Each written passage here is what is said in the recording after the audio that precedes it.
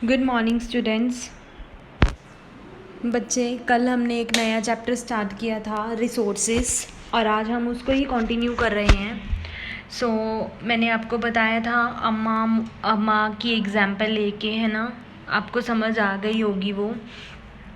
आज हम करेंगे टाइप्स ऑफ रिसोर्सेज बच्चे जो होते हैं वो दो तरह के होते हैं, ठीक है। तो फर्स्ट उसकी टाइप जो है वो है नेचुरल रिसोर्सेज, जो हमें नेचर से मिलती है, जिसमें हम कोई चेंज नहीं करते हैं, मॉडिफिकेशन नहीं करते हैं, हम उसको नेचुरल रिसोर्स बोल देते हैं। जैसे कि एयर, जिससे हम सांस लेते हैं, पानी जो हम देखते हैं रिवर्स लेक्स में, सॉइल जो होती है, मिनरल जो होते हैं, ये सारे नेचुरल रिसोर्स होते हैं, क्योंकि हम इसमें कुछ भी मॉडिफाई नहीं करते हैं और इनको हम डायरेक्टली यूज़ कर लेते हैं। कुछ केसेस में ऐसा होता है जिसमें हमें टूल्स और टेक्नोलॉजी यूज़ करनी पड़ती है नेचुरल रिसोर्स को, ताकि हम उसको बेस्ट वे में यूज़ कर सकें। तो इसको हम बोल देते हैं नेचुरल रिसोर्स। नेचुरल रिसोर्सेज जो होते हैं बच्चे वो दो तरह के होते हैं आगे, renewable resource and non renewable resource.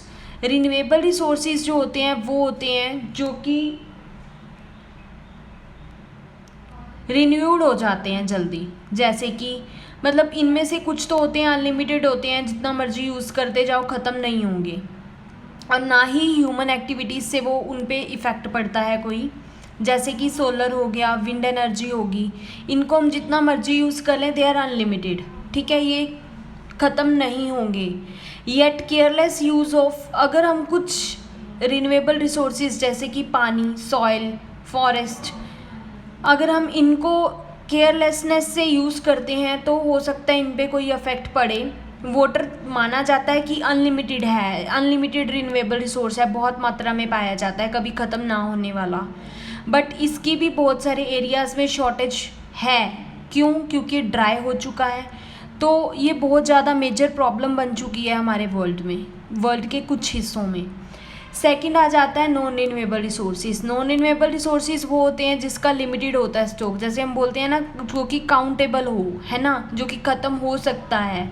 अगर ये एक बार ख़त्म हो जाए तो इसको 1000 ऑफ ईयर्स लग जाते हैं दोबारा बनाने के लिए, ठीक है।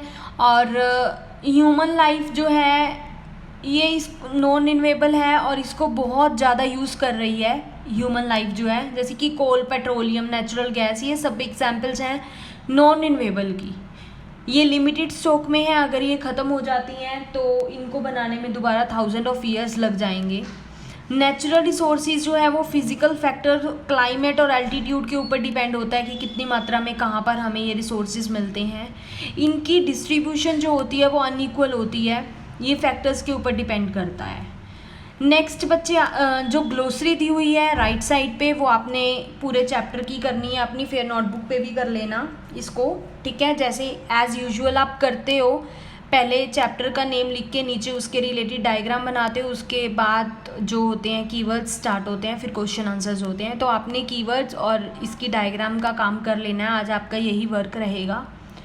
उसके बाद बेटा आ जाते हैं ह्यूमन मेड रिसोर्सेज, जो ह्यूमन ने बनाए हैं, नेम से ही पता चल रहा है ह्यूमन मेड, जो हम जैसे लोगों ने बनाए हैं, ठीक है।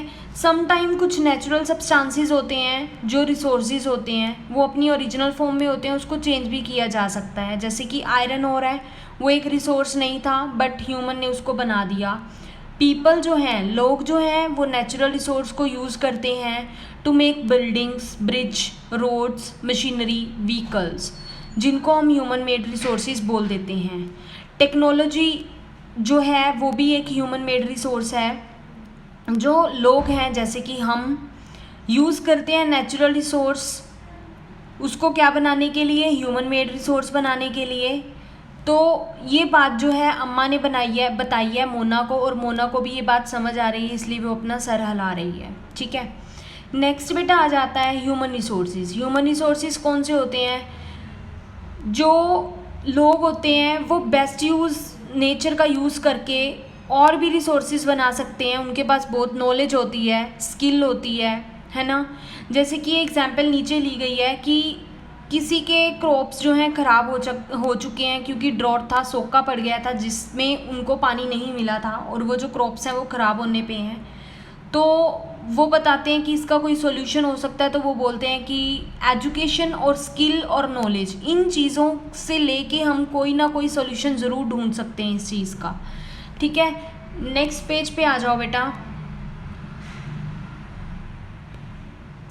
टेक्नोलॉजी जो है वो कुछ भी कर सकती है। जो ह्यूमन बींग्स हैं वो बहुत ही ज़्यादा स्पेशल रिसोर्स माने जाते हैं। लोगों को भी ह्यूमन रिसोर्स कहा गया है। एजुकेशन और जो हमारी हेल्थ है वो हेल्प करती है वैल्यूएबल रिसोर्स बनाने में, इम्प्रूव करती है क्वालिटी ऑफ पीपल स्किल में इम्प्रूवमेंट लेके आती है, ताकि वो और रिसोर्सेज बना सकें, जिसको हम बोल देते हैं ह्यूमन रिसोर्स डेवलपमेंट। ओके बेटा, तो आज के लिए इतना सफिशेंट है। और जो मैंने आपको वर्क दिया है, आपने इस चैप्टर के रिलेटेड एक एक्टिविटी बनानी है, एंड सेकंड थिंग आपने कीवर्ड्स अपनी फेयर नोटबुक पे लिखने हैं। आपका ये वर्क रहेगा, और हो सके तो कीवर्ड्स लर्न भी कर लेना, लर्न करके उसको रफ नोटबुक पे अपनी प्रैक्टिस भी कर लेना। ओके बेटा, हैव अ नाइस डे।